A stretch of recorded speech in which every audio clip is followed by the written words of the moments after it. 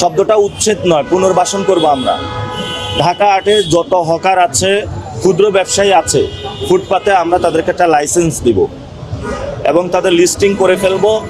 সরকারি যে জায়গাগুলো দখল হয়েছে সেখানে আমরা মাল্টি কমপ্লেক্স নির্মাণ করব, তাদেরকে ছোট ছোট দোকান দিয়ে দিব এবং যারা ফুটপাতে রয়েছে তাদেরকে পুনর্বাসন প্রক্রিয়া নিয়ে এসে তারা সরকারের অধীনে চলে যাবে, কোনো ব্যক্তির অধীনে থাকবে না।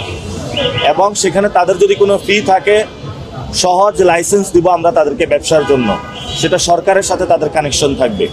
এবং ফুটপাত থেকে নিয়ে তাদেরকে আমরা বিভিন্ন জায়গায় তাদেরকে দোকান বরাদ্দ দিয়ে দিব। জনগণের সাড়া পাচ্ছি আলহামদুলিল্লাহ, কিন্তু জনগণকে একটা ভয়ের পরিবেশের মধ্য দিয়ে রাখা হয়েছে।